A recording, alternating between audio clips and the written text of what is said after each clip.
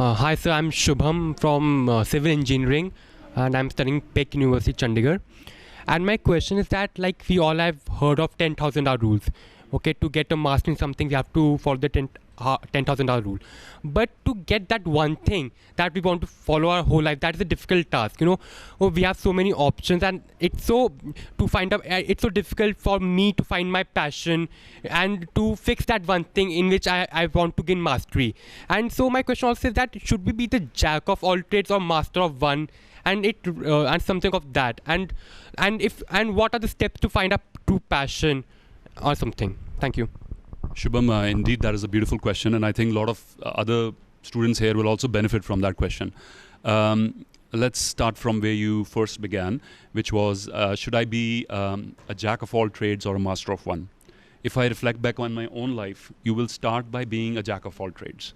And then slowly you will discover what you love doing, what comes naturally to you, what you enjoy doing, what you're passionate about. So the process, guys, and Shubham, is going to be that the more you experiment with different things, the more you will find out this is what I love doing, this is what I don't love doing. This is what is my simple question. What would you devote to your life to, even if you're not going to get paid for it? Is there a cause you can devote your life to, even if there is no certainty that you will make money out of it?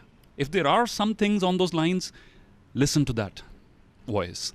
Follow that path, because that is where your true calling lies. And I also guarantee you, once you start following that path, money will come, fame will come, happiness will come, recognition will come. But a lot of youngsters, we make this mistake. We do the sequence reverse. We say, show me a path where I can make money, where I can become famous, where I can get recognition. And then, no, it doesn't work. You pick that path and you feel, okay, I got the money, I got the fame, I got the recognition, but I'm not happy. And that will happen 10, 15 years afterwards. And then some of you will have the courage to change it. But most of you will just accept it and then live a life of quiet desperation. So one thing I request you to do is not live a life of quiet desperation. Be an explorer. When you go to a buffet, Shubham, if you go for a buffet meal, there's so many dishes on offer. And you don't just eat everything. You say, okay, let me try this. Let me try a little of that. And then you say, okay, this food is really good today. Let me try more of this. Same with life, right? It's not going to be, for me, if you ask me how I became a motivational speaker, it was not like a one-off moment where I said, aha, this is what I want to do. It was a mixture of two things. A gradual discontent with what I was doing at that point of time. Dheere dheere. Slow, gradual, that I'm not enjoying this. And a gradual awakening of this is what I can do. These are the possibilities. And then, so what happens, Shubham, is as I started in my guest lecture today with you guys, the path from A to B of your life is not going to be a straight line. And if you're expecting that, you're in for disappointment, because that won't happen. It's going to be zigzag. And now what happens in a zigzag is, you see maybe the next 10 feet, you don't see all the way down. So you say, okay, there's no clarity here, why should I walk on this path? No. Which means you have the courage to follow the first 10 feet. And as you go, the next 10 feet emerge. So Osho said it beautifully. He said, courage is a love affair with the unknown. And I want you to have that love affair. The love affair with the unknowns of life. Through that love affair will take birth your knowns, your certainties. And they'll keep changing and evolving, right? So, and that is a natural thing to do. Right? So different people find their callings in different way. You have child prodigies and others who find their gifts very early in life. That I want to be a musician, and they're very gifted, Mozart and other people. But even Mozart, he wrote a letter to his father. He said, people think I have a gift. People have no idea how hard I've worked on my gift. You heard of the famous painter Pablo Picasso? And a lady once spotted Picasso sitting in a bar, and she said, Mr. Picasso, here's a sheet of paper, could you draw something for me real quick? You might have heard of this.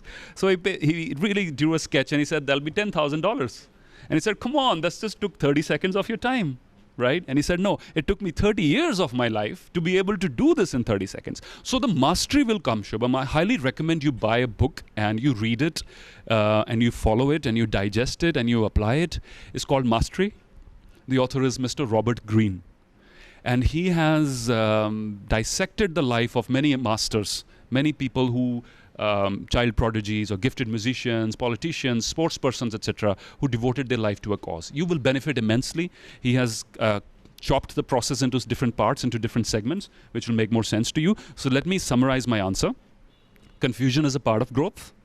Someone who has a lot of clarity about life will have a very boring life, right? And the process of exploration is where the joy of life is, right? Is where the adventure is. So don't be too anxious that I want to find my calling today itself. Be passionate, be open, be willing to take risks, right? And good things will show up. You'll find I guarantee you, if you have the courage to step forward, Shubham, the path will present itself. रास्ता बनता जाएगा. Condition ये है, आप रुके नहीं, आप रुक के ये वेट ना करें, रास्ता बनेगा तो मैं चलूंगा. No. You keep walking and the path will reveal itself. Does that answer your question? Thank you, Shubham. Thank you.